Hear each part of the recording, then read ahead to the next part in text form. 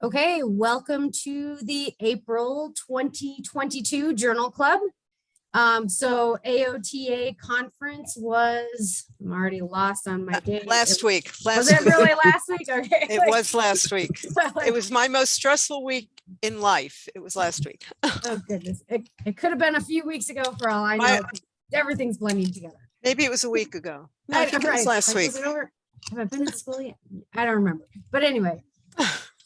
So we just thought there are some cool things that are, I guess, AOTA is advocating for changes for our profession. And then I feel like, I don't know, I kind of left conference with a little added inspiration to, I guess, just one, to be an OT, but then two, to like advocate and make a stronger presence, you know, in our region. But I think we can do a better job in Idaho of getting all of us together and then making OT just more represented in our state and in our region. Yeah, so in my experience as a clinician, I went to conference as a clinician, I think like 3 times. And as a clinician, it was so empowering to be in a place that there were thousands and thousands of OT practitioners. When you, especially in Idaho, when you're like, I'm the only one, to then be around all of these other clinicians that are excited, and it was wonderful. So I highly encourage you guys that are fixing to graduate to put that in your professional development plan wherever you go work, and make it clear that for your development as a clinician, it's important for you to go to conference, because there's just no substitution for what you can get at conference. Yes. So Joanne, did you want to start maybe with a little bit from the keynote speaker? Yeah, well, before I do that, I want to introduce Lisa to Dr. Kornblau, because I don't know that you guys have met. Dr. Kornblau, Lisa Hong is the OT that I was telling you about. That I know that name. Yeah, so she, it's Dr. Lisa Hong.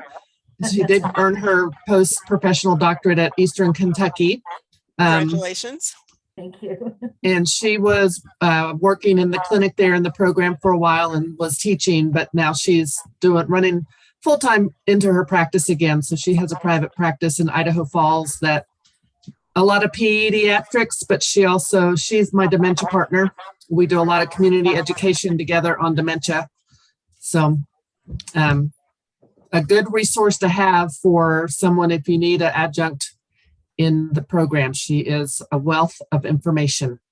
Good to know. Nice to meet you. Nice to meet you too. Heard a lot about you.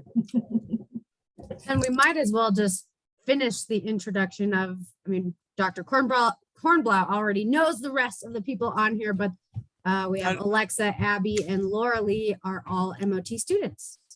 So, yeah. Great. Yeah. Great. How was the wheelchair day? It was good. They brought good food. They brought in a power assist manual chair, and they brought in a fancy group 3 chair with the elevating seat, and yeah, I answered a lot of questions. It was good. Okay, so Lisa, what wheelchair day are you talking about? Because I was talking about at ISU, but that's okay. Cool. Did you guys have wheelchair today too? That's so cool. So did they? Yeah. Are you the clinic? So they were coming from Idaho Falls to come to ISU. So that's hilarious. Was it Norco that came? No, it was Permobile out of Utah. Oh, that's funny, because I had a Permobile rep at my place today too. Wow, they're busy. Yeah, there was like a Permobile, like not engineer, but kind of like that. And then someone from Utah that was like Eclipse was his company. So cool. Yeah. Cool.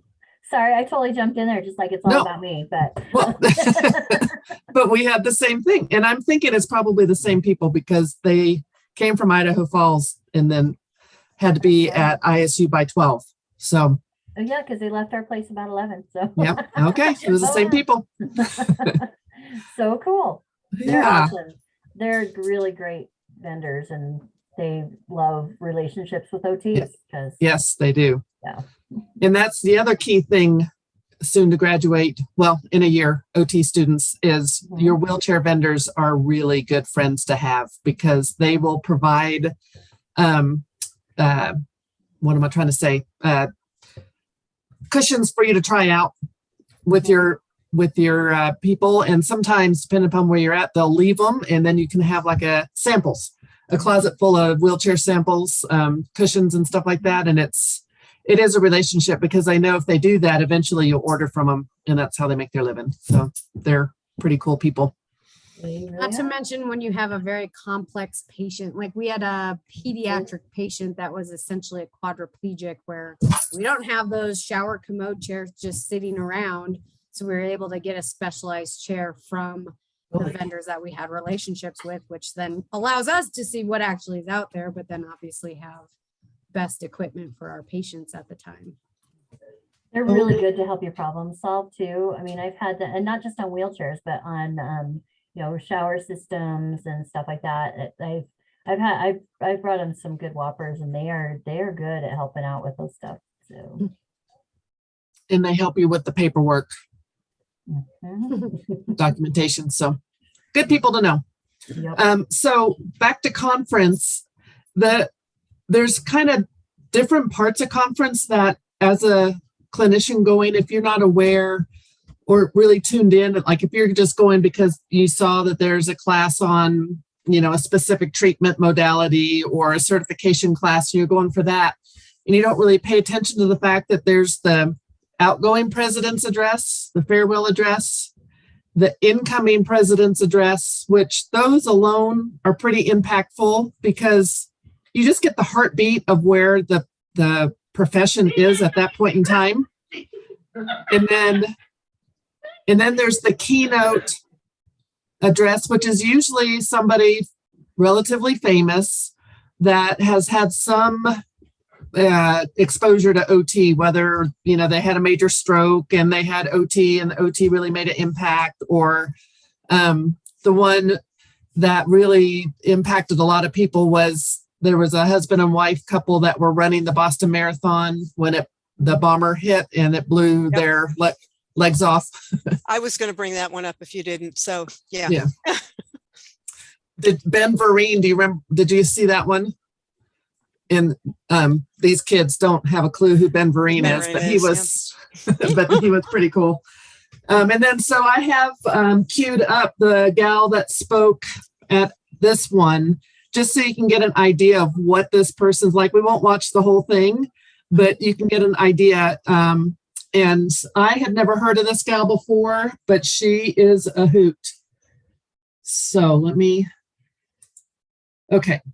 So this is Wendy Hildebrand, the outgoing president, as she is introducing the keynote. Oh, wait, well, hold on. I gotta share my screen. Yep.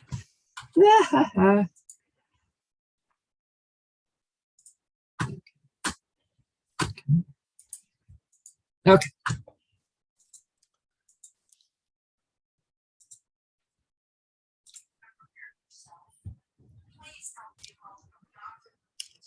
Can you make it louder?